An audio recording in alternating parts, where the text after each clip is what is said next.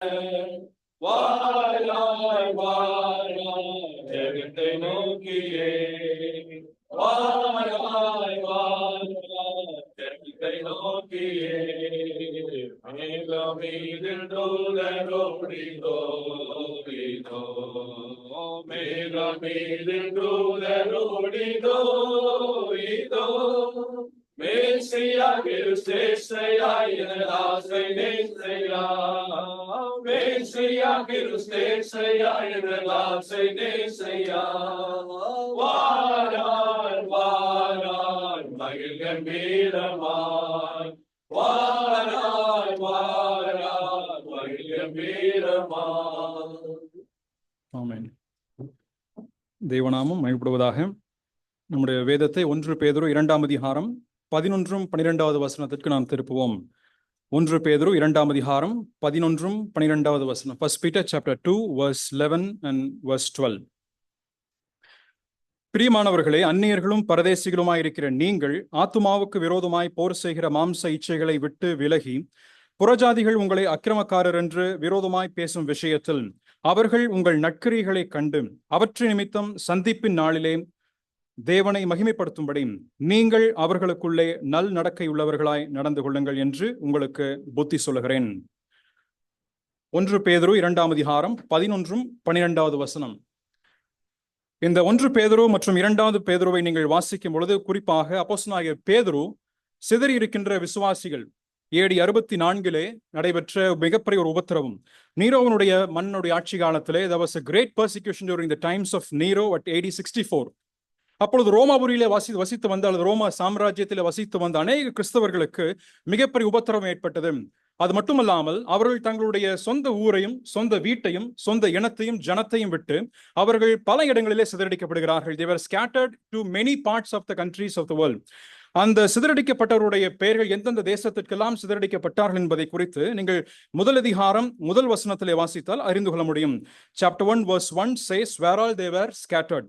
அதில் இருக்கக்கூடிய பெயர்கள் கப்பதோக்கியா, ஆசியா, பித்துனியா தேசங்களிலே சிதறி இருக்கிறார்கள். மற்றும் பொந்து கலாத்தியா, கப்பதோக்கியா, ஆசியா, பித்துனியா ஆகிய 5 தேசங்களிலே அவர்கள் சிதறி இருக்கிறார்கள். இந்த 5 தேசங்களிலே சிதறி இருக்கின்ற மக்களுக்கு ஒருவேளை நாம் ஒரு கடிதத்தை எழுதுவோமானால், நாம் ஒரு குறிப்பிட்ட ஒரு லெட்டரை நம்ம எழுதி நீங்க எல்லாம் எப்படி இருக்கீங்க நம்ம கேட்கிறோம்னு வைங்க, நாம் என்ன சொல்லி எழுதுவோம்? What would be the content of our letter if at all we are going to write to these people? என்ன சொல்லி எழுதுவோம்? நல்லா இருக்கீங்களா? உங்களுக்கு நன்றாக உணவு கிடைக்குதா? சமாதானமாயிருங்க, சந்தோஷமாயிருங்க. இல்லையானால் இப்பொழுது இருக்கக்கூடிய சபை பொதுவாக இருக்கின்ற கரிஸ்மேட்டிக் சபைகளை குறித்து நாம் சொல்லுவோம் என்றால் அவர் என்ன சொல்லுவாங்க? உங்களுக்கு வந்த சாபம் அது. This is a curse that has come upon you because of the persecution. ஏனென்றால் இன்றைக்கு சொல்லப்படுகின்ற பிரசங்கங்கள் சுவிசேஷங்கள் என்ன? நீங்கள் ஆண்டவரை ஏற்றுக்கொண்டால் உங்களுக்கு எந்த பிரச்சனையும் வராது. You will not have any problem in your life. ஆனா இங்கே பேதுரு எழுதக்கூடிய விஷயம் என்னவென்றால், அங்கே உபத்திரவப்பட்டிருக்கின்ற விசுவாசிகள் அவர்கள் சிதறி போய்விட்டார்கள். அவர்களுக்கென்று சொந்த ஊர் இல்லை, சொந்த தேசம் இல்லை, சொந்த குடியுரிமை இல்லை. அவர்கள் இன்னொரு அந்நிய தேசத்திலே சென்று வாழ்கிறார்கள். அது நிமித்தமாகத்தான் அப்போஸ்தலனாகிய பேதுரு நாம் வாசித்த 2ஆம் அதிகாரம் 11 12 வசனத்திலே இவர்களை சொல்லி அழைக்கக்கூடிய வார்த்தை என்ன? There were 2 important words which Apostle Peter addresses them. What were they? அந்நியர்களும் பரதேசிகளும். They are called as the aliens and strangers. இந்த ஏலியன்ஸ் என்று சொல்லக்கூடிய வார்த்தை என்ன? பொதுவாக நாம கேள்விப்பட்ட வார்த்தை தான் ஏலியன் என்ற வார்த்தை. அந்நியர்கள் என்ன? நமக்கு வேற்றுகிரக வாசிகள் என்று சொல்லி நாம் அறிந்திருக்கின்றோம். They are called the UFOs, வேற்றுகிரக வாசிகள். They belong to some other planet. இதே அர்த்தத்தை நாம் பார்க்க வேண்டும் என்று சொன்னால், வேதத்தில் இந்த குறிப்பிட்ட வார்த்தை ஏலியன் என்று சொல்லக்கூடிய வார்த்தை ஏறக்குறைய ஒரு 3 அல்லது 4 இடங்கள், இதோடு சேர்த்து 4 இடங்களிலே பயன்படுத்தப்பட்டிருக்கிறது. நீங்கள் வாசிக்கும் பொழுது அப்போஸ்தலர் நடவடிக்கைகள் 7ஆம் அதிகாரம் 6வது வசனம், அதே போல 7ஆம் அதிகாரம் 29வது வசனம்லாம் நீங்கள் வாசிக்கும் பொழுது அங்கே இருந்த ஜனங்கள், இஸ்ரவேல் ஜனங்கள் தங்களுடைய சொந்த தேசத்தை விட்டு அவர்கள் அந்நிய தேசத்துக்கு சென்றார்கள். They were sent out from their own land and they were living in a foreign land. அவர்கள் அந்த தேசத்தில் இருக்கின்ற நாட்களிலே அவர்கள் ஏலியன்ஸாக அல்லது அந்நியர்களாக கருதப்பட்டார்கள். ஆகவே இந்த ஏலியன் என்ற அந்த வார்த்தையினுடைய அர்த்தம் என்னவென்றால், they were living alongside the house. ஒரு வீடு இருக்கின்றது, அந்த ஊருக்கு சொந்தமான ஜனங்கள் இருக்கிறார்கள், அந்த தேசத்திற்கு சொந்தமான ஜனங்கள் இருக்கிறார்கள், அவர்களோட கூட சேர்ந்து இப்பொழுது சென்றார்கள் அல்லவா, இந்த குறிப்பிட்ட ஜனங்கள் பக்கத்துல வாழ்ந்து வருகிறார்கள். They were just living alongside the people of their own land. ஒருவேளை நம்ம இங்கிருந்து வேறொரு தேசத்துக்கு நம்ம போறோம். ஜார்ஜியாவுக்கு நாளைக்கு வந்துட்டு சார்ல்ஸ் போறாரு. போனோன்னு அங்க அங்க யாரா இருப்பாரு? என்னதான் படிச்சாலும், என்னதான் அங்க 2 வருஷம் 5 வருஷம் படிச்சாலும், அதுக்கப்புறம் வேலை வாங்கினாலும் என்ன சொல்லுவாங்க? வேறொரு தேசத்தை சேர்ந்த ஒரு நபர் என்று தான் சொல்லுவார்கள். எது வரைக்குமாக? அங்க சிட்டிசன்ஷிப் கிடைக்கிற வரைக்கும். சிட்டிசன்ஷிப் நமக்கு அங்க இருக்கிற வரை, இல்லாத இருக்கிற வரைக்கும் ஜனங்கள் அவர்களை பார்க்கும் பொழுது he belonged to another country, வேறொரு தேசத்தை சேர்ந்த ஒரு நபர் என்றுதான் சொல்வது வழக்கமாக இருக்கிறது. அதே குறிப்பிட்ட வார்த்தையை தான் அப்போஸ்தலனாகிய பேதுரு இங்கே அவர்களுக்கு பயன்படுத்துகிறார். use the same term that you people are alien in a foreign land. நீங்கள் அந்நிய தேசத்திலே சென்று வாழ்ந்து வருகிறீர்களே, அந்த தேசத்துல உங்களுக்கு என்ன கிடையாது? உங்களுக்கு சொந்தமான ஊர் கிடையாது, சொந்தமான பெயர் கிடையாது. உங்களை யார் என்று கேட்டால் என்ன சொல்வீங்க? நாங்கள் எல்லாம் அகதிகள். We are just came here to live for our livelihood. எங்களுடைய ஜீவியத்திற்காக, எங்களுடைய வாழ்வாதாரத்திற்காக நாங்கள் வந்து வாழ்ந்திருக்கக்கூடிய தங்கி இருக்கின்ற ஒரு தேசம் இது, அவ்வளவுதான். அதே வார்த்தையை பயன்படுத்தி விட்டு இரண்டாவதாக வேறொரு வார்த்தையும் பயன்படுத்துகிறார். பரதேசிகள் என்ற வார்த்தையும் பயன்படுத்துகிறார். பரதேசி என்று சொன்னால் கடந்த வாரத்திலே சகோதரன் லார்ஸ் இந்த வார்த்தையை, சகோதரன் சுதன் அவர்கள் இந்த வார்த்தையை பயன்படுத்தினார். என்ன வார்த்தை அது? பரதேசிகள் என்பது என்ன? They are just strangers. Though they are strangers, they were just the pilgrims of the land. அந்த குறிப்பிட்ட தேசத்திலே வந்து கொஞ்ச நாள் மட்டும்தான் இருப்பாங்க.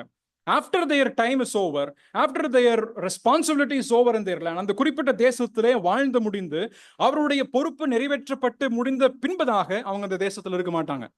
அதனாலதான் எபிரேயர் 11ஆம் அதிகாரத்தை நீங்கள் வாசிக்கும் பொழுது இந்த வார்த்தையை அடிக்கடியாக ஆபிரகாம் போன்ற இருக்கின்ற கோத்திர பிதாக்களுக்கு இது பயன்படுத்தி இருக்கிறார்கள். அவர்கள் இந்த தேசத்துல எப்படி இருந்தாங்க? They were living in tents. அவர்கள் பரதேசிகளாக தங்களை நினைத்துக் கொண்டு அவர்கள் ஒரு கூடாரத்திலே வசித்து வந்தார்கள். அது மட்டும் இல்ல, they were not living as a pilgrims, they were also in expectancy that they will have an eternal home. இந்த பூமி நமக்கு சொந்தமானதல்ல, இந்த உலகம் நமக்கு சொந்தமானதல்ல. நாம் இப்பொழுது இருக்கின்றோமே, நாம் இப்பொழுது வந்து குடிபெயர்ந்திருக்கின்றோமே, இந்த தேசம் நமக்கு சொந்தமான ஒரு தேசம் அல்ல. ஆகவே என்னுடைய சொந்தமான இடம் என்றோ, இது எனக்கு உரியதென்றோ, அல்லது என்னுடைய தேசம் என்றோ, நான் இங்கேதான் நிரந்தரமாக நித்தியமானதாக நான் இருக்க போகிறேன் என்ற ஒரு எண்ணத்தில் அவர்கள் வாழவில்லை. They did not live as if they were living in this world for a long time or for eternity, because they were in expectancy for another home. வேறொரு தேசம், வேறொரு பூமி, வேறொரு நிலம், வேறொரு இடம், வேறொரு சொந்தமான ஒரு இடம் எங்களுக்கு கொடுக்கப்பட போகின்றது, எங்களுக்காக இருக்க போகிறது என்ற ஒரு எண்ணத்திலே அவர்கள் வாழ்ந்திருக்கிறார்கள். அதனாலதான் பேதுரு என்ன சொல்கிறார்? இந்த இரண்டு பதத்தையும் பயன்படுத்தி சிதறி போன ஜனங்களுக்கு இந்த வார்த்தையை குறிப்பிட்டு எழுதுகிறார். ஆனா சிதறி போயிருக்கின்ற ஜனங்களுக்கு இந்த வார்த்தையை குறிப்பிட்டு சொன்னால் மட்டும் போதுமானதா? அவர்கள் எதிர்பார்த்திருக்கிறார்கள், என்னைக்காவது ஒரு நாள் நிச்சயமாக தங்களுடைய தேசத்துக்கு வருவோம், இல்லையானால் கர்த்தருடைய சமூகத்தில் நாங்கள் சேர்க்கப்படுவோம். இது அவர்கள் நம்பிக்கைதான். ஆனாலும் இதே வசனத்தில் வாசிக்கும் பொழுது கர்த்தருடைய சந்திப்பின் நாளிலே, அங்க சந்திப்பு நாள் ஒன்றுண்டு, நிச்சயமாக God is going to visit them. தேவன் அவர்களை சந்திக்க போகிறார். ஆனால் அது வரைக்குமாக நீங்கள் வாழ்ந்திருக்கிறீர்களே, நீங்கள் சென்று சேர்ந்து அந்நியர்களாக பரதேசிகளாக வாழ்ந்திருக்கின்றீர்களே, அந்த தேசத்திலே நீங்கள் எப்படி வாழ வேண்டும்? The way that you ought to live in a land where you are aliens as strangers is what is written by Apostle Peter here. அதைத்தான் பேதுரு இங்கே மிக திட்ட தெளிவாக அவர் பேசுகிறார். குறிப்பாக நீங்கள் 2ஆம் அதிகாரத்தை துவங்கி நீங்கள் வாசிக்கும் பொழுது, நம்ம ஏற்கனவே பலமுறை 2ஆம் அதிகாரத்தினுடைய முதல் சில வசனங்களை நாம் தியானித்திருக்கின்றோம். பல வருஷங்களுக்கு முன்பதாக 2ஆம் அதிகாரம் 1 முதல் 10 வரைக்குமாக தொடர் செய்தியாக ஜோசப் ராஜன் எடுத்ததும் நினைவிருக்கும் என்று நான் நம்புகின்றேன். அதில் சொல்லும் பொழுது ஆவிக்குரிய வளர்ச்சி, the spiritual growth is much required for these people.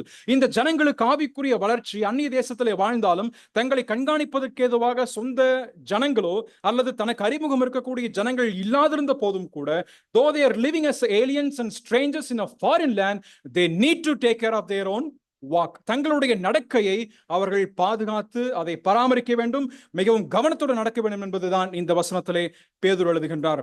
அதனாலதான் இந்த வசனத்தை தியானிக்கும் பொழுது இருக்கின்ற கொடுத்த தலைப்பு என்னவென்றால் வாக் worthy of praise, புகழ்ச்சிக்கு தகுதியான நடக்கை. அங்க இருக்கக்கூடிய விசுவாசிகளுக்கு அப்போஸ்தலனாகிய பேதுரு எழுதக்கூடிய வார்த்தை என்ன? நீங்க ஜீவிக்கிறீர்கள், உண்மைதான், எத்தனை நாட்கள் தெரியாது, ஆனால் அந்த நாட்கள் பரியந்தமாக அல்லது அந்த சந்திப்பின் நாள் பரியந்தமாக, until the day of the visitation, you need to live a life that is worthy of praise.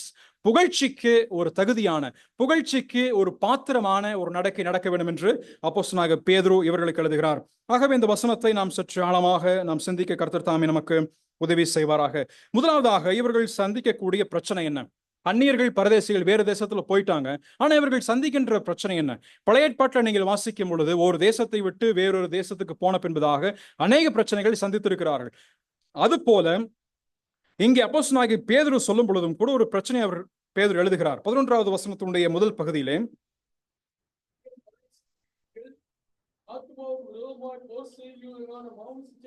போதும், ஆத்துமாவுக்கு விரோதமாய் போர் செய்கிற மாம்ச இச்சைகள். ஆகவே முதலாவது இவர்கள் சந்திக்கக்கூடிய பிரச்சனை என்ன? இவர்கள் நல்லடக்கையுள்ளவர்களாய் ஜீவிப்பதற்கு அல்லது to walk a worthy of praise, அப்படிப்பட்ட நடக்கை நடப்பதற்கு அவர்கள் சந்திக்கக்கூடிய முதல் சேலஞ்ச், ஃபர்ஸ்ட் சேலஞ்ச் என்னவென்றால், it is the fleshy lust that they will have to war within their soul. தங்களுடைய ஆத்துமாவிலே எழும்பக்கூடிய இந்த மாம்ச இச்சைகளுக்கு அவர்கள் போர் புரிய வேண்டியவர்களாக இருக்கிறார்கள். ஒரு போர்க்களத்தை நீங்கள் சற்று நீங்கள் கவனித்து பாருங்கள். ஒரு போர்க்களத்திலே இரு வீரர்கள் நிற்பார்கள். இரு சைடுல, ரெண்டு சைடுல there are two sides of people. இரண்டு ஆப்போசிட் சைடுல ரெண்டு ஜனங்கள் நிற்பார்கள். அவர் நின்று என்ன செய்வாங்க? சும்மா நிற்பாங்களா? they will just eye on the other people. மற்ற ஜனத்தை பார்த்து when can we start a war, எப்பொழுது ஒரு யுத்தத்தை, எப்பொழுது ஒரு போரை துவங்கலாம்? இப்பொழுது இருக்கின்ற இஸ்ரேல், ஈரான் போன்று இருக்கின்ற தேசங்களுடைய யுத்தத்தை போல எப்பொழுது குண்டு வீசலாம், எப்பொழுது ஒரு தாக்குதலை நிகழ்த்தலாம், நிகழ்த்தின பின்பதாக எதிர்த்தாக்குதல் வரும். அந்த எதிர்த்தாக்குதல் வந்த பின்பதாக when there is an action, there is an opposite action from the other side. அவர்கள் என்ன செய்கிறார்கள்? அங்கிருந்து ஒரு தாக்குதல் வருகிறது. அது போல ஒத்த ஒரு சூழல், அது போல ஒத்த ஒரு ஸ்ட்ரகிள், ஒரு வார் இருக்கிறதை குறித்து தான் அப்போஸ்தலனாகிய பேதுரு இங்கே நம்முடைய மாம்சத்தோடு அவர் எழுதுகிறார், நம்முடைய ஆத்மாவுக்கு நடைபெறுகிறதாக எழுதுகிறார். அப்படியானால் நாம் அறிந்த விஷயம் தான். ரோமர் 6ஆம் அதிகாரம், 7ஆம் அதிகாரம், 8வது அதிகாரம் எல்லாம் வாசிக்கும் பொழுது, ரோமன் 6, 7 and 8 நீங்கள் 3 அதிகாரத்தையும் வாசிக்கும் பொழுது அங்கே குறிப்பிட்டு சொல்லக்கூடிய விஷயம் என்ன? பழைய மனுஷன், புதிய மனுஷன், பழைய சுவாபம், புதிய சுவாபம், அதே போல நம்முடைய ஆவி, பரிசுத்த ஆவியானவர், இதெல்லாம் அங்கே குறிப்பிட்டு எழுதி கொண்டே வருகிறார். அதை பவுல் விளக்கி எழுதும் பொழுது அவர் சொல்லும் பொழுது இரண்டையுமே ஒன்றுக்கொன்று போரிட்டு வருகிறது. Both of these things, the old man, the old nature and the new nature, our spirit and the God spirit are fighting within themselves, are having a great struggle within ourselves. நமக்குள்ளாக இந்த இரண்டுமே ஒன்றோடொன்று போரிட்டு வருகின்றது. ஒரு யுத்த களத்தில் இருக்கிறதை போல் அப்போஸ்தலனாகிய பவுல் அங்கே 6ஆம் 7ஆம் 8ஆம் அதிகாரத்தில் அவர் எழுதுகிறார். இங்கே பவுல், இங்கே பேதுரு எழுதும் பொழுது மாம்ச இச்சைகள் என்று குறிப்பிட்டு எழுதுகிறார். இந்த மாம்சம் என்பது என்ன? மறுபடியும் நான் அந்த பவுல் சொன்னதற்கு நான் பின்பு வருகிறேன். மாம்ச இச்சைகள் என்பது என்ன? மாம்சம் என்பது என்ன அர்த்தம்? What do we mean by the word flesh? fallen nature, நம்முடைய fallen nature, விழுந்து போன நம்முடைய சுவாபம், அதாவது ஆதாமுடைய குணாதிசயங்கள். whatever the nature or the trait that Adam had in his own life, தன்னுடைய வாழ்க்கையிலே ஆதாமுக்கு எப்பேற்பட்ட குணாதிசயங்கள் இருந்ததோ, விழுந்து போன பின்பதாக எப்பேற்பட்ட பண்புகள் அவனுக்கு கிடைக்கப்பெற்றதோ, அது எல்லாவற்றையும் நம்ம என்ன சொல்லுவோம்? ஆதாமுடைய குணாதிசயங்கள். அவனுக்கு இருந்த கோபம், அவனுக்கு இருந்த பொறாமை, அவனுக்கு இருந்த வன்மம், அவனுக்கு இருந்ததான எரிச்சல், அவனுக்கு இருந்ததான எல்லா துர்க்குணங்களையும் பழைய சுவாபத்தோடு பட்டு சொல்வோம். இங்கே அதே போல இச்சை என்ற ஒரு வார்த்தையும் பயன்படுத்துகிறார். இச்சை என்ற வார்த்தையும் அவர் இங்கே பயன்படுத்தும் பொழுது மாம்ச இச்சைகள், இச்சை என்று சொல்வது it is the passion towards or the strong desire. ஒரு குறிப்பிட்ட பொருளின் மேலோ அல்லது ஒரு குறிப்பிட்ட நபர் மேலோ அல்லது ஒரு குறிப்பிட்ட காரியத்தின் மேலோ நம்ம இருக்கின்ற ஒரு தீராத, ஒரு அடங்காத ஒரு ஆசை. It is a strong desire or a strong passion towards something or towards someone else. ஏதோ ஒன்றின் மேலே அல்லது ஏதோ ஒரு காரியத்தின் மேலே, ஒரு பொருளின் மேலே நமக்கு இருக்கக்கூடிய ஒரு தீராத ஒரு வாஞ்சை, அல்லது ஏதோ ஒன்றை என்னுடைய வாழ்க்கையில நான் நிறைவேற்ற வேண்டும் என்று விரும்புகிறேன். I wanted to fulfill something in my life and have a strong desire towards it. சில நேரத்தில் நாம் சொல்லுவோம் அல்லவா, he had a strong determination, மிக உறுதியாய் தீர்மானத்தோடு இருக்கிறார். எந்த ஒரு இடர்பாடுகள் வந்தாலும் சரி, எந்த ஒரு சேலஞ்ச் வந்தாலும் சரி, இதை நிறைவேற்ற வேண்டும் என்று நிச்சயம் விரும்புவான் என்று சொல்வோம் அல்லவா. அந்த வார்த்தைக்கு தான் இந்த இச்சை என்ற வார்த்தையும் பயன்படுத்தப்பட்டிருக்கிறது. புதிய ஏற்பாட்டில் நீங்கள் வாசிக்கும் பொழுது 2 அல்லது 3 இடங்களை தவிர மற்ற இடங்களில் எல்லாவற்றிலேயுமே இந்த லஸ்ட் என்ற வார்த்தை நெகட்டிவ் கனோட்டேஷன்ல தான் பயன்படுத்தப்பட்டிருக்கிறது.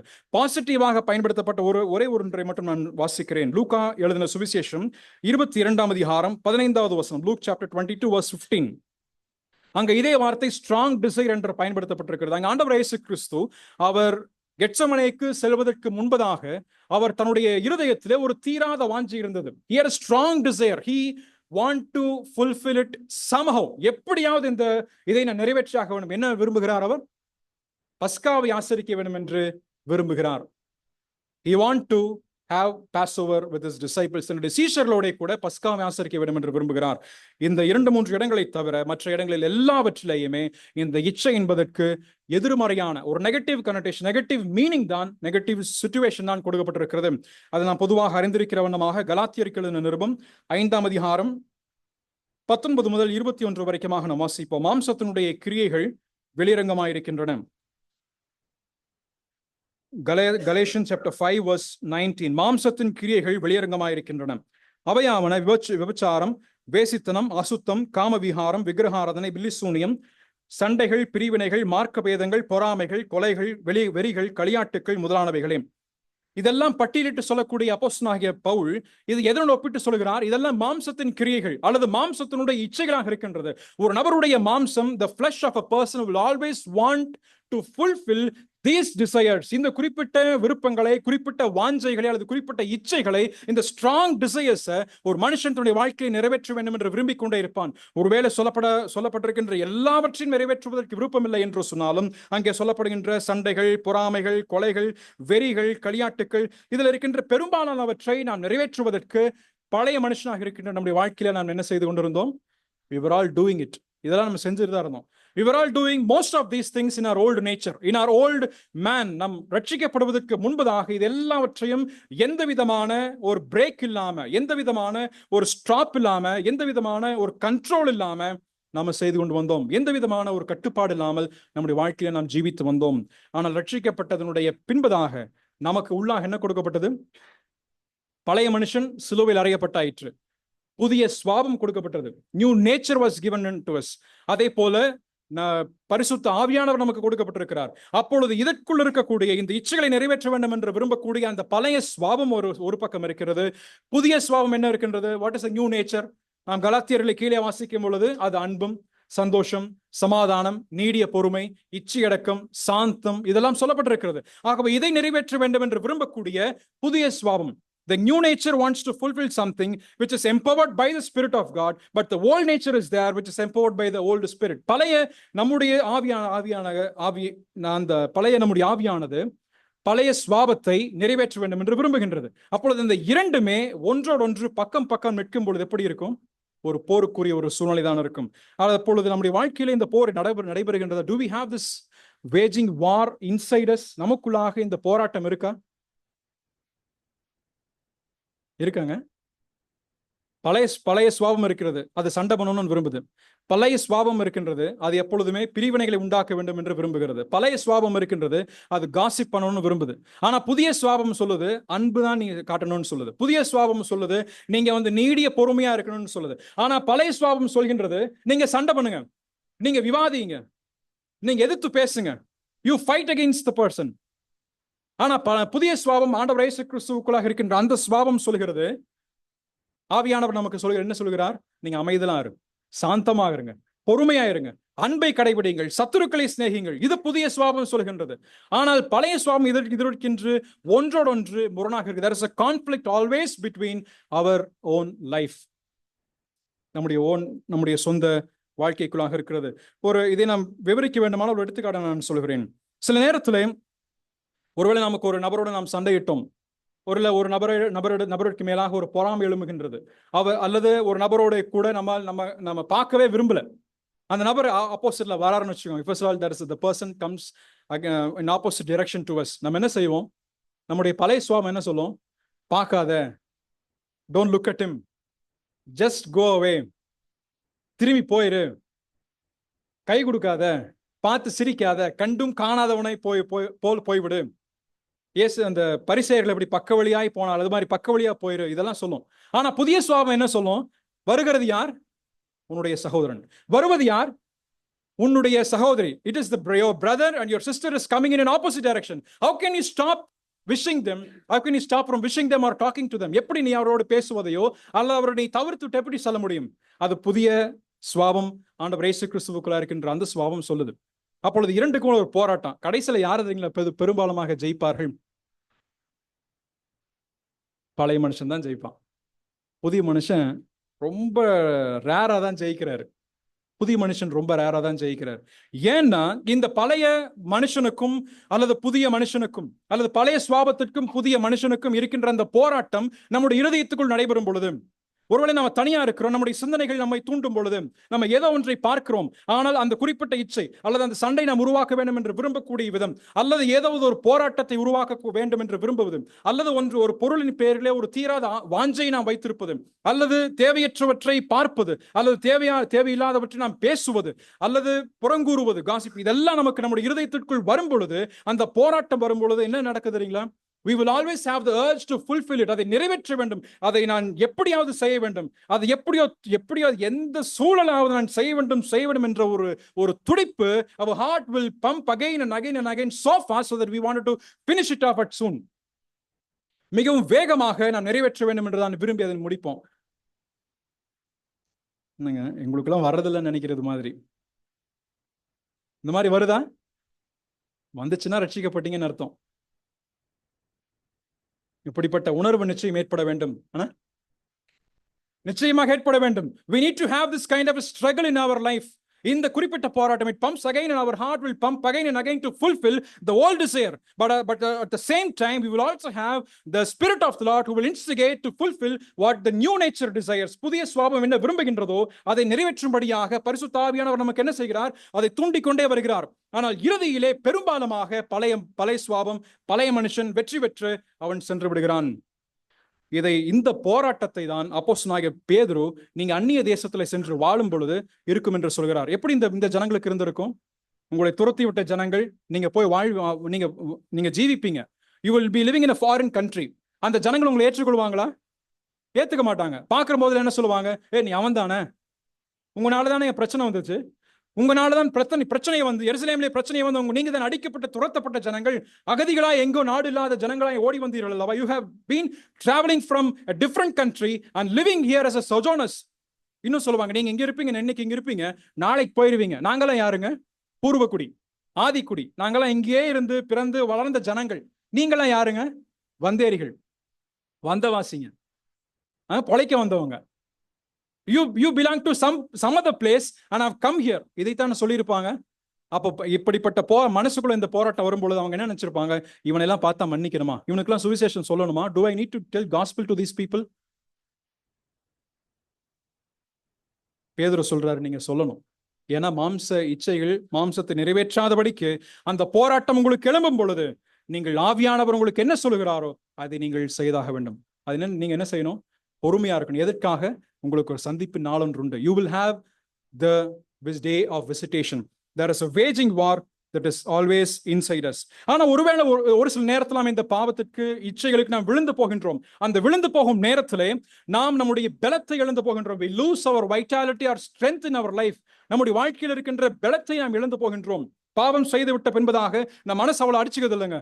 பாவம் செய்யும் பொழுது நம்ம மனசு அடிச்சுக்குது, பேசக்கூடாது, நம்ம விரும்பும் நம்முடைய படபடக்குது, நமக்கு டென்ஷன் வருது, பிபி வருது, நமக்கு என்ன ஆகுதுங்க? எல்லா வியாதி நமக்கு தான் வருது, மற்றவங்களுக்கு ஒன்றும் வரதில்லை. we will have all the problems within us. For example, last week நம்ம யூத்ல டிஸ்கஸ் பண்ணும்போது, when we don't forgive a person, you are the most punishable person. அதாவது நீங்களே உங்களை அதிகமாக தண்டிக்கிறீர்கள். எப்பொழுது? நீங்க பிறரை மன்னிக்காம இருக்கும் பொழுது, இல்லைன்னா பிறருக்கு எதை கொடுக்க வேண்டுமோ அதை கொடுக்காமல் இருக்கும் பொழுது, you are punishing your own self. உங்களுக்கு அது அதிகமான வேதனை. அதான் இங்க பேதுரு எழுதும் பொழுது, உங்களுடைய ஆத்துமாவை, அது என்ன செய்யுது? It is which war against the soul. ஏன் அது ஆத்மாவுக்கு எதிராக போரிடுகிறது? When it is warring against the soul, it will always hurt it. அதை காயப்படுத்திக்கிட்டே இருக்கும். உங்களுடைய ஆத்மாவை காயப்படுத்திக்கிட்டே இருக்கும். என்ன விதத்துல காயப்படுத்துது? நம்முடைய ஆவிக்குரிய வாழ்க்கையில நாம் பலனற்றவர்களாக போய்விடுவோம். We will lose our spiritual strength, spiritual vitality. அதே போல நம்முடைய உள்ளான மனுஷனுடைய பலன், இன்னர் ஸ்ட்ரென்த் நமக்கு இழந்து போகும். நம்முடைய பிசிக்கல் ஸ்ட்ரென்த்தும் இழந்து போய்விடும். மூன்றாவதாக, we will also lose our physical strength. நம்முடைய இந்த 3 இழப்புகள் நமக்கு வரும். ஏனென்றால் இந்த மாம்ச இச்சைகள் இருக்கும் பொழுது நிச்சயமாக அதற்கான பாதிப்புகள், அதற்கான காயங்கள் ஏற்படும். நீதிமொழிகள் 6வது அதிகாரத்தினுடைய 27வது வசனம், Proverbs chapter 6 and verse 27 வாசிக்கும் பொழுது, Can a man take fire in his bosom and his cloths not be burned? தன் வஸ்திரம் வேகாமல் மடியில எவனாவது நெருப்பை வைத்துக் கொள்ள கூடுமோ என்று சாலமோன் கேட்கிறார். நெருப்பை நம்ம எடுத்துக்கிட்டோம், நெருப்பு கீழே வைக்கும் பொழுது சுடாம இருக்குமா? மடியில வச்சுக்கிட்டோம், மடியில வச்சா சுடாம இருக்குமா? நிச்சயமாக பாதிப்புகள் வரும், நிச்சயமாக அதற்கேற்ற காயம் ஏற்படும். we will all be hurt. அதனால பேதுரு இங்க சொல்லும் பொழுது நாம் அதை விட்டு விலகி இருங்கள். abstain from this war that is waging inside. உங்களுடைய ஆத்துமாவுக்கு எதிராக போரிட்டு வரக்கூடிய இந்த குறிப்பிட்ட போராட்டத்திலிருந்து நீங்கள் என்ன செய்ய வேண்டும்? விலகிருங்கள். மாம்ச இச்சைகளிலிருந்து நீங்கள் விலகிருங்கள். உங்களுக்குள்ளாய் எழும்பக்கூடிய சிந்தனைகள் வரும் பொழுது அதை எப்படி நாம் கட்டுப்படுத்துவது? how can we control all these things when such instances happen in our life? நம்முடைய வாழ்க்கையில் இது போல சூழல்கள் வரும் பொழுது, அந்த இச்சைக்குரிய எண்ணங்கள் வரும் பொழுது, அல்லது இச்சைக்குரிய இருக்கின்ற அல்லது சண்டை பண்ணுதலோ, அல்லது பிரிவினை உருவாக்குவதோ, அல்லது மற்ற அநேக சிந்தனைகள் நமக்கு வரும் பொழுது அதை எப்படி தடுத்து நிறுத்துவது? அதை எப்படி நாம் விலகி இருப்பது? சில வசனங்களை மட்டும் நான் வாசிக்க வேண்டும் என்று விரும்புகிறேன். கலாத்தியர் 5ஆம் அதிகாரம் 24வது வசனம். நாம் ஏற்கனவே அந்த பகுதி நாம் வாசித்தோம். கலாத்தியர் 5:24. Galatians chapter 5 verse 24 அவர் சொல்லுகிறார். Galatians chapter 5 verse 24. கிறிஸ்துவனுடையவர்கள்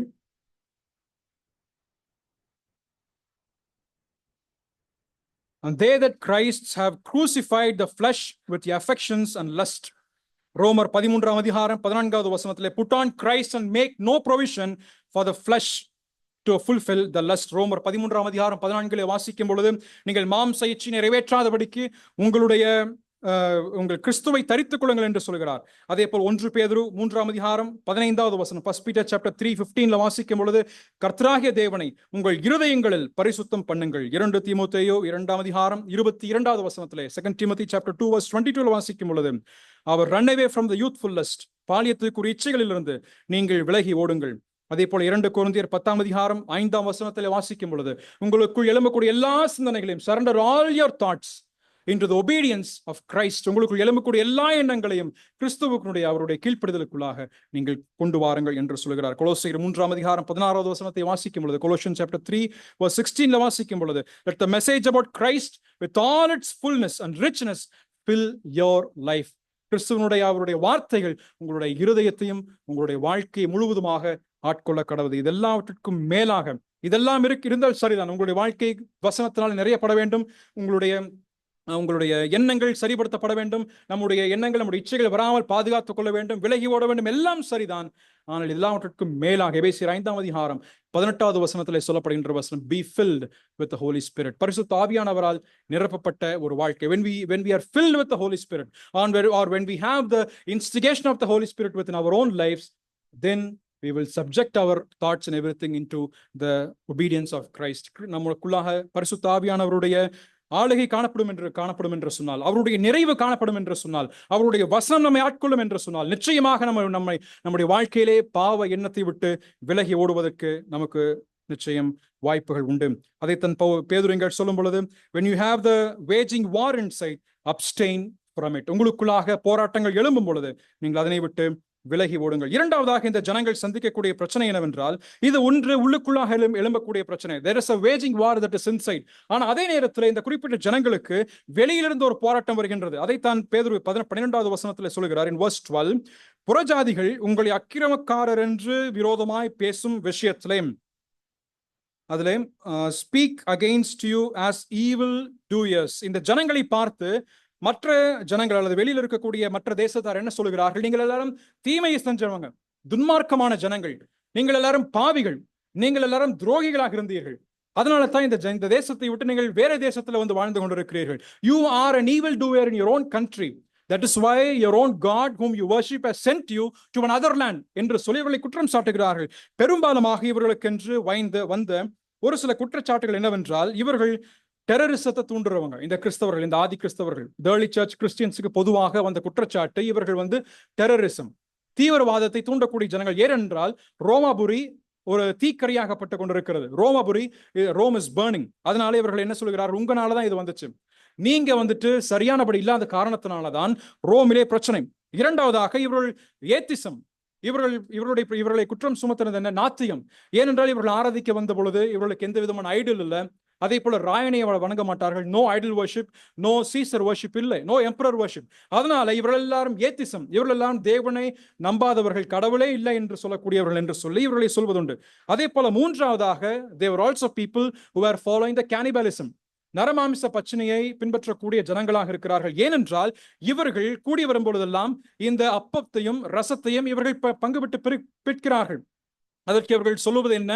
it is the Lord's body and his blood. ஆகவே இவர்களை குறிப்பிட்டு சொல்லும் பொழுது இவர்கள் எல்லாரும் கேனிபல்ஸ், இவர்கள் எல்லாம் நரமாமிச பச்சினிகளாக இருக்கிறார்கள், ஆண்டவருடைய சரீரத்தையும் ஆண்டவருடைய இரத்தத்தையும் புசிக்கிறார்கள் என்று சொல்லி இவர்களை குற்றம் சுமத்துவதுண்டு. அது போல இவர்களுடைய அன்பின் விருந்துகளிலே பார்க்கும் பொழுது இவர்கள் இம்மாரல் பீப்புள், இவர்கள் எல்லாம் துன்மார்க்கமான ஜனங்கள், ஒழுக்கக்கேடாக வாழக்கூடிய மக்கள். அதனால தான் இவர்களை சொல்லும் பொழுது இவர்கள் ஜஸ்ட் இம்மாரல் பீப்புள் என்று சொல்லுவார்கள். அது போல இவர்கள் நிமித்தமாக, ஏனென்னா இந்த கிறிஸ்தவர்கள் மிகவும் கட்டுப்பாடோடு ஜீவித்தது காரணத்தினாலே அந்த ஊரில் இருக்கக்கூடிய சில வர்த்தகமும் பாதிக்கப்பட்டது. There was also a damage to the trade in their particular land. ஏன்னா எல்லா பொருட்களையும் இவர்கள் வாங்க மாட்டாங்க. தீமைக்குரிய தங்களுடைய இச்சையை ஏற்படுத்தக்கூடிய எல்லாவற்றையும் இவர்கள் வேண்டாம் என்று சொல்வதுண்டு. அதனால these people were creating a damage to the trade. இறுதியாக சொல்லும் பொழுது இவங்க வந்துட்டு கலகத்தை தூண்டக்கூடிய ஜனங்கள். இவங்க ஒரு இடத்துல இந்த கிறிஸ்தவர்கள் இருந்தாங்கன்னா தலைகீழாக மாற்றி போடக்கூடியவர்கள், கலகக்காரர்கள் என்று சொல்ல ஒரு குற்றச்சாட்டும் இருக்கிறது. ஆனா இந்த குற்றச்சாட்டு நமக்கு இன்னைக்கு வரதில்லை. We don't have these kind of accusations in these days. மாறாக இன்றைக்கு இருக்கிற சபைக்கு வரக்கூடிய குற்றச்சாட்டு என்னங்க? What is the accusation that we have in these days? இந்த நாட்களில் வரக்கூடிய குற்றச்சாட்டு என்ன? Change the people இருந்தா பரவாயில்ல. ஏன்னா இவங்க டிசைபிள்ஸா வாழ்ந்தாங்க. They were living as disciples, so they have faced this accusation. ஆனா நாம் இன்றைக்கு நம்முடைய கிறிஸ்தவ உலகத்தை பார்க்கும் பொழுது வரக்கூடிய குற்றச்சாட்டு என்ன? எதெல்லாம் குற்றம் சுமத்துகிறார்கள்? அற்புதம், அடையாளம், அதே போல அந்நிய பாஷை பேசுதல். They accuse because of the miracles that was just conducted. அதே போல speaking in tongues or the filling of the Holy Spirit, பரிசுத்த ஆவியானவருடைய நிறைவு, அதனுடைய அபிஷேகம் என்று சொல்வது, பின்பதாக அந்நிய பாஷைகளை பேசுவது, தரிசனங்களை காண்பது, தீர்க்க தரிசனம் உரைக்கிறோம் என்று சொல்லக்கூடிய நிலைமையிலே பேசுவது, அதே போல மணி லாண்டரிங், டைத், தசவாகத்தை கேட்பது, பணம் வேண்டும் என்று சொல்லி வன்முறையாக கேட்டு வாங்கிக் கொள்வது, அதே போல சபையிலே பணம் என்று சொல்வது, அதே போல அவருடைய வர்ஷிப் சாங்ஸ், அவருடைய ஆராதனை பாடல்கள், ஆராதனை தலைவர்கள், அவர்கள் அணியக்கூடிய உடை, அவருடைய லைட்டிங்ஸ், அவருடைய ஸ்டேஜ் டெக்கரேஷன், இது எல்லாவற்றையும் பார்த்து ஜனங்கள் இன்னைக்கு என்ன தெரியுங்களா சொல்றாங்க? Just go and look into the medias and the memes. மீடியாவிலையும் அவர்கள் இடக்கூடிய கமெண்ட்ல நீங்க போய் வாசிச்சு பாருங்க. அவங்க சொல்லப்படுவது என்ன தெரியுமா? உங்களுக்கு சினிமாக்காரனே பரவாயில்ல, உங்களுக்கு சினிமாக்காரனே பரவாயில்ல, அப்படிதான் சொல்றேன். நடிகர்களே பரவாயில்ல. ஏனென்றால் அவ்வளவு அவலமாக நின்று கொண்டு இன்றைக்கு கிறிஸ்தவ உலகம் மாறி போயிருக்கின்றது. We have made ourselves, we have put ourselves to shame so that no person on the street will ever come to Christianity. நாமே ஒரு அரங்க மேடையாக நிகழ்த்தி கொண்டு ஜனங்கள் கிறிஸ்துவண்டைக்கு வருவதற்கோ, கிறிஸ்துவை ஏற்றுக்கொள்வதற்கோ, கிறிஸ்துவனுடைய உண்மையான சுவிசேஷத்தை அறிந்து கொள்வதற்கு கிறிஸ்தவமே தடையாகிவிட்டது, அல்லது கிறிஸ்தவர்களே தடையாகிவிட்டார்கள்.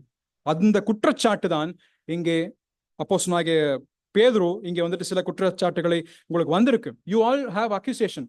இயேசு கிறிஸ்துவுக்கே அந்த குற்றச்சாட்டு வந்தது. இன்றைக்கு இருக்கின்ற அந்த ஆராதனை தலைவர்கள் பண்ற அலும்பும் அளப்பறையும் பார்க்கும்போது அவங்களும் சொல்றாங்க, இயேசு கிறிஸ்துவுக்கே அந்த குற்றச்சாட்டு எங்களுக்கு வராம இருக்குமா? அவர்களுடைய ட்ரெஸ்ஸும், அவங்களுடைய குடுமையும், அவங்களுடைய தாடியும், இதெல்லாம் பார்க்கும் பொழுது அவர்கள் அந்த கமெண்ட்ல அவங்க ரிப்ளை பண்றாங்க. சில கமெண்ட்ஸ் நீங்க படிக்கும் பொழுது இது உங்களுக்கு சாபம் வந்துடும். உங்களுக்கு இதை நீங்க சொல்லும் பொழுது சாபம் வந்துடும். அந்த கமெண்ட்ஸ்ல அவங்க ரிப்ளை பண்றாங்க. எதை ஒப்பிட்டு பேசுவதென்று அறியாமையில பேசுகிறார்களா இல்லை என்று தெரியல. பிரியமானவர்களே, ஆண்டவர் இயேசு கிறிஸ்து வாழ்ந்திருந்த நாட்களில் அவருக்கும் குற்றச்சாட்டு வந்தது. ஆனால் நீதி நிமித்தம் குற்றச்சாட்டு வந்தது. அவர் வாழ்ந்த பரிசுத்தமான வாழ்க்கைக்கு வந்த குற்றச்சாட்டு, அவர் நேர்மையாய் வாழ்ந்ததற்கு வந்த குற்றச்சாட்டு, பணம் எனக்கு வேண்டாம் என்று சொன்னதற்காக வந்த குற்றச்சாட்டு. இதனாலதான் குற்றச்சாட்டை ஒழிய மற்ற குற்றச்சாட்டுகள் இல்லை. He was also accused because of all these things. அவர் சத்துருக்களை சிநேகித்தார், குற்றச்சாட்டு வந்தது. பாவிகளோடு அமர்ந்திருந்த அவர்களுக்கு சுவிசேஷத்தை சொன்னார், அவர்களோடு ஐக்கியப்பட்டார், அவர் மேல் குற்றம் எழுந்தது. ஆனால் இன்றைக்கு அது போல குற்றச்சாட்டுகள் இல்லை. அதனாலதான் லியோனார்ட் ராவின்ஹில் என்று சொல்லக்கூடிய ஒரு தேவ மனுஷன் Why Revival Tarries என்ற புத்தகத்தில் அவர் சொல்லும் பொழுது, the early church was married to poverty, prisons and persecutions. Today the church is married to prosperity, personality and popularity. ஆதி திருச்சபையானது அவர்கள் ஏழ்மை, சிறைவாச உபத்திரவத்தில் அவர்கள் திருமணம் செய்திருந்தார்கள். அதைத்தான் அவர்கள் அடிக்கடி சந்தித்து வந்தார்கள். ஆனால் இன்றைக்கு இருக்கக்கூடிய திருச்சபை அவர்கள் செழிப்பு, பெயர், புகழ், இது போதுங்க, இது போதும் என்று வாழ்ந்து வருகிறார்கள். இன்றைக்கு கார்ல வந்து நாளைக்கு BMW வரணும், இதுதான் அவர்கள் சொல்லக்கூடிய விஷயம். அதனாலதான் அந்த லியோனார்ட் ராவன்ஹில் மற்றொரு வார்த்தையும் அவர் சொன்னது என்னன்னா, if Jesus had preached the same preaching or the same words that we preach today, or the ministers of the gospel preach today, he would not be crucified in that day. ஒருவேளை இன்றைக்கு இதே பிரசங்கிமார்கள் பிரசங்கிக்கக்கூடிய அதே வார்த்தை ஆண்டவர் இயேசு கிறிஸ்து அந்த நாளிலே பிரசங்கித்திருப்பார் என்று சொன்னா அவரை சிலுவையில் அறைந்திருக்க மாட்டாங்க. அவரை ஏற்று வரவேற்றிருப்பார்கள். ஏனென்றால் ஜனங்கள் அவர்களை பார்த்து, ஆண்டவரே நீர் எங்களை வந்து ஆளும் என்று சொல்லுகிறார்கள்.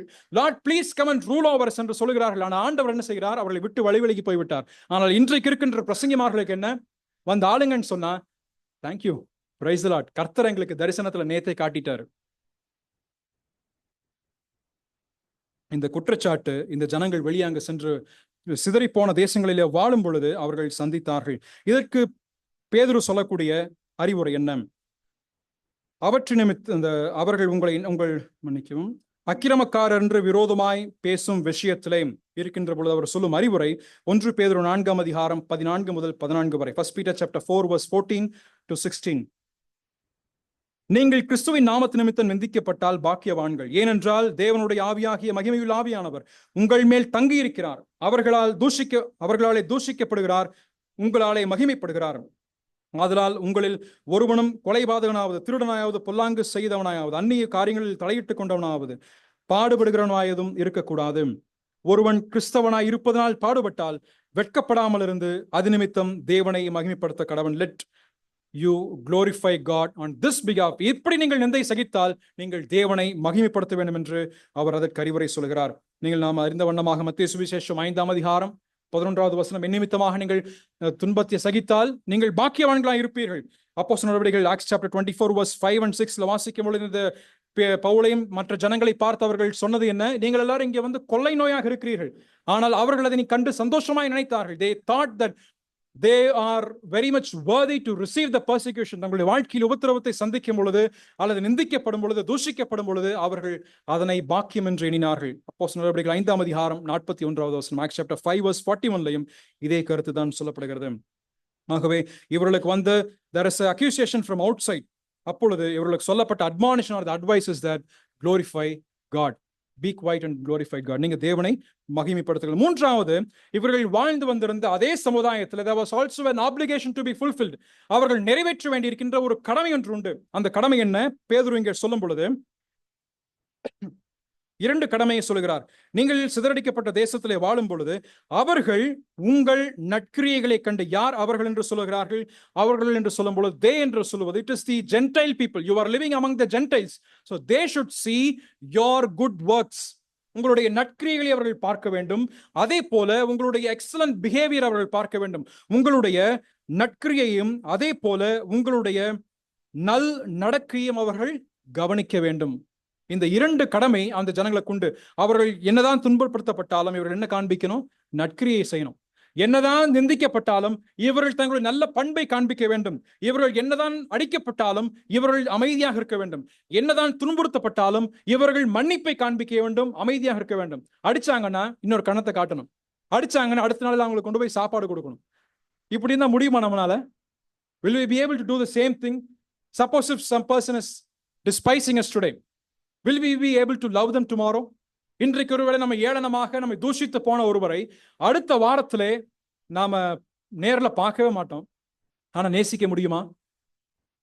அவங்களுக்கு சுகவீன நாம சென்று உண்மையான மனதளவில் ஜெபிக்க முடியுமா?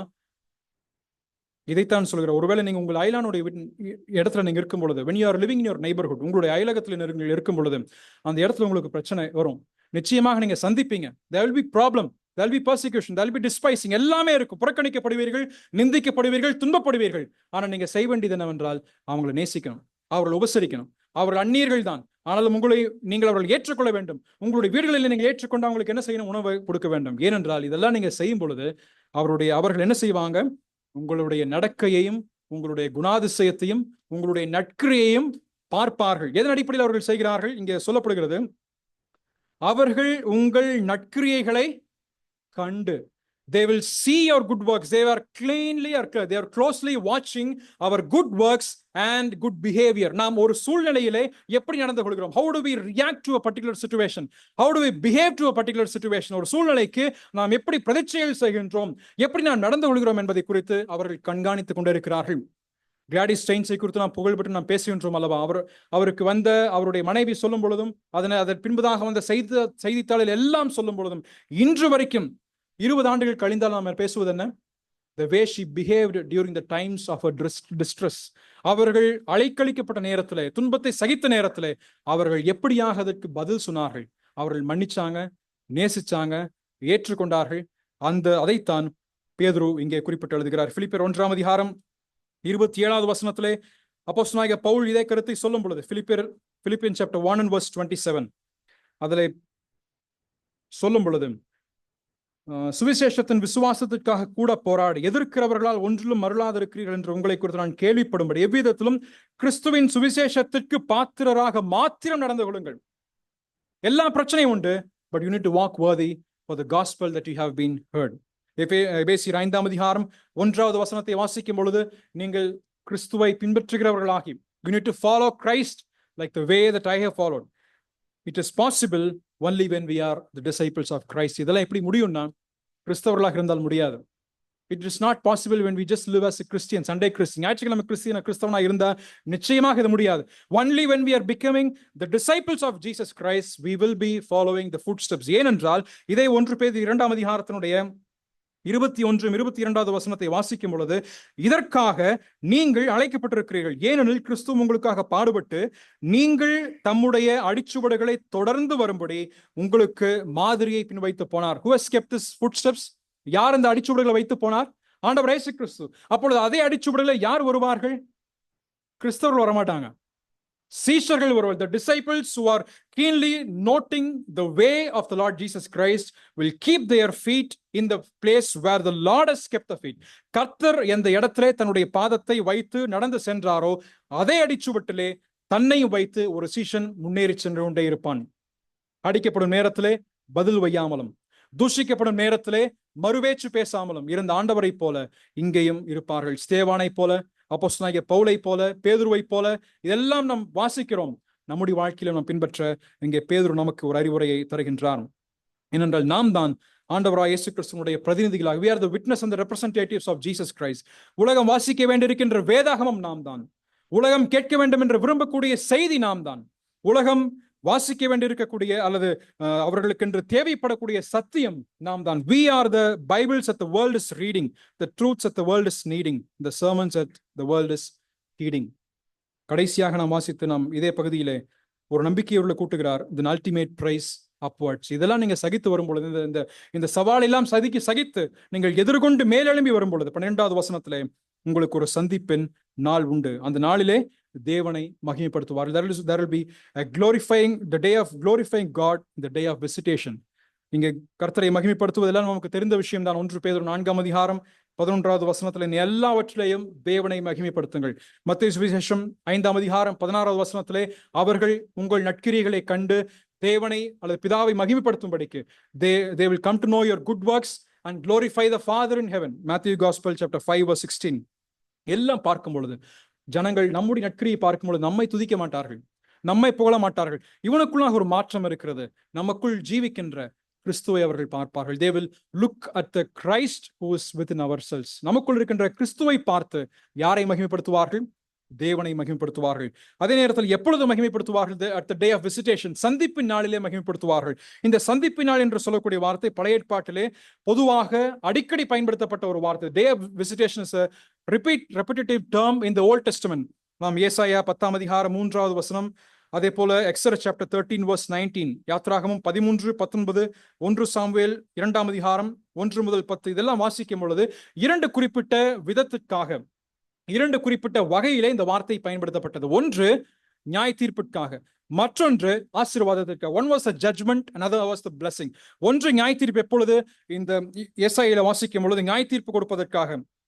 அதே போல யாத்ராகமத்தில் வாசிக்கும் பொழுது எகிப்தின் ஜனங்களுக்கு நியாய தீர்ப்பு. It was a judgment for the people of Egypt, but at the same time it was a blessing and deliverance for the people of Israel.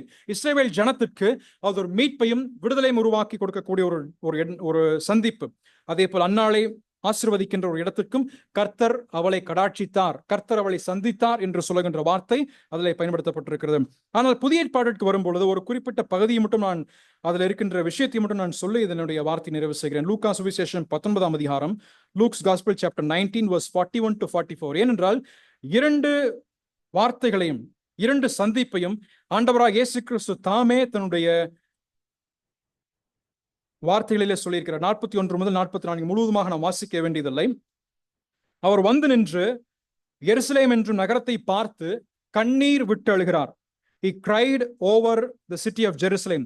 42 உனக்கு கிடைத்த இந்த நாளிலாகிலும் உன் சமாதானத்துக்கு ஏற்றவைகளை நீ அறிந்திருந்தாயானால், at least unto this day where I have visited you, நான் வந்து எருசலேமிலே சந்தித்திருக்கிறேன் அந்த இடத்திலே, if it are at least this day, இந்த நாளிலே, அந்த சந்திப்பின் நாளிலே நீ கிருபையையும் சமாதானத்தையும் மீட்பையும் சந்தோஷத்தையும் அதே போல உன்னுடைய ரட்சிப்பையும் ஏற்றுக்கொண்டிருந்தால் அது நலமாயிருந்திருக்கும். But there is again a day of another visitation.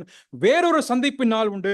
அதை ஆண்டவர் சொல்லும் பொழுது, உன்னை சந்திக்கும் காலத்தை நீ அறியாமற் போனபடினால் உன் சத்துருக்கள் உன்னை சூழ மதில் போட்டு உன்னை வளைந்து கொண்டு எப்பக்கத்திலும் நெருக்குவார்கள். பின்பதாக உன்னிடத்தில் ஒரு கல்லின் மேல் ஒரு கல்லிராதபடிக்கு செய்யும் நாட்கள் உனக்கு வரும். அதே இடத்துல அதே சந்திப்பு நாளை சொல்லும் பொழுது, there is a day that is going to come, of day of judgment. இரண்டையும் அவர் சொல்கிறார். ஆகவே இந்த இரண்டு நாளிலும் நாம் பார்க்கும் பொழுது நமக்கு என்ன செய்ய போகிறது? either be the day of the grace, கிருபை நாளாக இருந்தால் நம் நிமித்தமாக நம்மால் ரட்சிக்கப்பட்ட, நம்மால் ஆண்டவர் இயேசு கிறிஸ்துவை ஏற்றுக்கொண்டிருக்கக்கூடிய ஜனங்கள் அவர்கள் எழுந்து சாட்சி சொல்லும் பொழுது என்ன சொல்வார்கள்? இவர்னாலதான் நான் சாட்சி, இவர்னாலதான் நான் ரட்சிக்கப்பட்டேன், நான் இவரை எவ்வளோ ஏளனப்படுத்தினேன், ஆனாலும் அமைதியாக இருந்தார், நான் அவர் மூலமாக நான் ஏற்றுக்கொண்டேன் என்று சாட்சி சொல்வார்கள். அல்லது நியாய தீர்ப்பு நாளிலே உலகமானது சொல்லும், என்னன்னு சொல்லும்? அவரை நாங்க நிந்தித்தோம், அவரை ஏற்றுக்கொள்ளல, நாங்க துக்கிப்படுத்தினோம். அந்த சந்திப்பு நாளிலே அது ஒரு வெட்கத்திற்குரிய ஒரு நாளாக இருக்கும். பிரியமானவர்கள், இன்றைக்கு நாம் சிந்தித்த விஷயம், இங்கே 4 குறிப்பிட்ட காரியங்களை அப்போஸ்தலனாகிய பேதுரு சொல்கிறார். நமக்குள்ளாக ஏற்படக்கூடிய போராட்டம், there is always a war that is inside us. நமக்குள்ளாக இருக்கின்ற போராட்டத்திற்கு, மாம்ச இச்சைகளை நிறைவேற்றாதபடிக்கு அதனை விட்டு விலகி ஜீவிக்க கர்த்தர் உதவி செய்வாராக. நமக்குள் வாழக்கூடிய பரிசுத்த ஆவியானவர் எப்பொழுது நமக்கு உதவி செய்து கொண்டே இருப்பார், நிச்சயம் உதவி செய்வார். நாம் அவருக்கென்று நம்மை ஒப்புக் கொடுத்து அவருடைய ஆளுகைக்கு, அவருடைய கண்ட்ரோலுக்கு நாம் ஒப்புக் கொடுக்கும் பொழுது he will surely lead and he will surely guide us. அதே போல நமக்கு எழும்பக்கூடிய, வெளியிலிருந்து வரக்கூடிய அக்யூசேஷன், குற்றச்சாட்டுகள் எழும்பும் பொழுது, அநேக குற்றச்சாட்டுகள் வெளியிலிருந்து நாம் வரும் பொழுது, தூஷிக்கும் பொழுது, ஏளனப்படும் பொழுது, நம் ஆண்டவருக்கு நன்றி சொல்லி கர்த்தருடைய சித்தத்தை நிறைவேற்றி நாம் செல்ல கர்த்தர் உதவி செய்வாராக. அதே போல நாம் ஜீவிக்கின்ற நாட்களிலே நாம் பிற ஜனங்களுக்கு மத்தியிலே வாழும் பொழுது, பிற சமுதாயத்தின் மத்தியிலே வாழும் பொழுது அவர்களுக்கு நன்மை செய்யவும், நற்கிரியைகளை நாம் காண்பிக்கவும், கிறிஸ்துவனுடைய குணாதிசயத்தை காண்பிக்க வேண்டிய ஒரு கடமையும் நமக்கு உண்டு. நாம் இறுதியிலே இதெல்லாம் செய்து முடிக்கும் பொழுது கர்த்தர் நம்மை சந்திக்கும் நாளிலே, அல்லது கர்த்தர் அந்த ஜனங்களை சந்திக்கும் நாளிலே நமக்கு நிச்சயமாக ஒரு குறிப்பிட்ட அவார்ட்ஸ் நிச்சயமாக உண்டு. The world out there is not waiting for a new definition of Christianity. It is waiting for a new demonstration of Christianity by Leonard Ravenhill. அவர் சொல்லும் பொழுது, இந்த உலகமானது கிறிஸ்தவத்திற்கு புதிய ஒரு வரையறை அவர்கள் எதிர்பார்க்கவில்லை. கிறிஸ்தவத்தை அவர்கள் ஏற்கனவே அவர்களுக்கு தெரியும். கிறிஸ்தவம் என்றால் என்னவென்று நன்றாய் தெரியும். They know what is Christianity. கிறிஸ்தவத்தினுடைய கோட்பாடு என்னவென்று நன்றாய் தெரியும். They don't want a new definition of it. புதிய ஒரு வரையறை அவர்களுக்கு தேவையில்லை. But they need a new demonstration of it. புதிய ஒரு வெளிப்பாடு அவசியமாகின்றது. அவர்களுக்கு கிறிஸ்துவென்றால் கிறிஸ்துவத்தை பற்றி இருக்கின்ற புதிய ஒரு வெளிப்பாடு தான் அவசியமாகின்றது. அப்படிப்பட்ட முறையில் நாம் ஜீவிக்க, நாம் நடக்கையுள்ளவர்களாய் ஜீவிக்க, அல்லது நம்முடைய நடக்கையானது புகழ்ச்சிக்கு ஏற்படுத்தக்கூடிய ஒரு நடக்கையாய் காணப்பட கர்த்தர் நமக்கு உதவி செய்வாராக. ஆமென்.